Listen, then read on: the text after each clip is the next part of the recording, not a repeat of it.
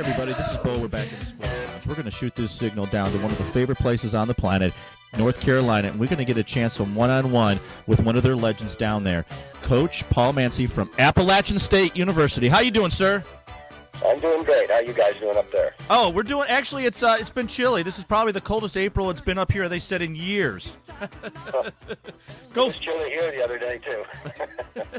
Coach, you've just been honored with a lifetime award. You've got accolades. You've got athletes that have been in the top ranks. You have been one of the stellar individuals across this country in wrestling. How have you maintained that all these years?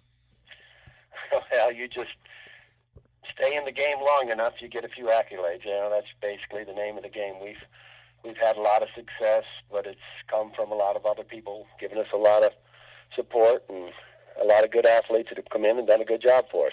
What has been some of the biggest changes you've seen in the sport over the years that have just really gripped you and been emotional about, that have benefited your success and also the success of wrestling?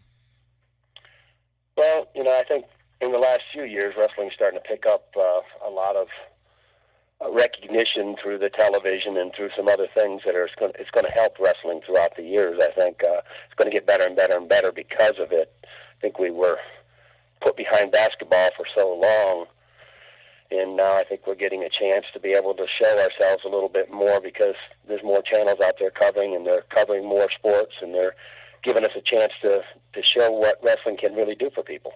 You know, the one thing that I really admire about wrestling is I had the opportunity with my wife to sit down at a restaurant for a couple of days.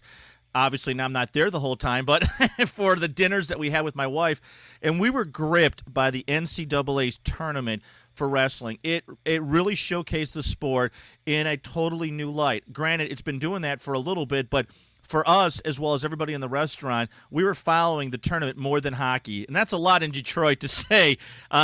I just could not believe the athleticism and the talent at that level of wrestling. It blew us away.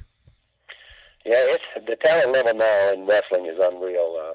These kids, most all these kids, even coming into college now, have had 6 to 8 or 10 years of experience before they ever get to college. When I first started coaching 37 years ago, the average kid probably had 1 or 2, maybe 3 years of high school experience when he came into college, and now these kids, they know more wrestling when they get there than most all of us had any idea about when we graduated.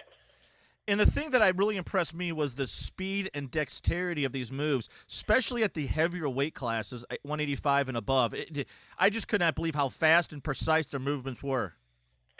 Well, that takes a lot of time and a lot of work and a lot of drilling. These kids, on the level nowadays, college wrestling is a 12-month-a-year job. It's not like it was when I wrestled in college, where we wrestled for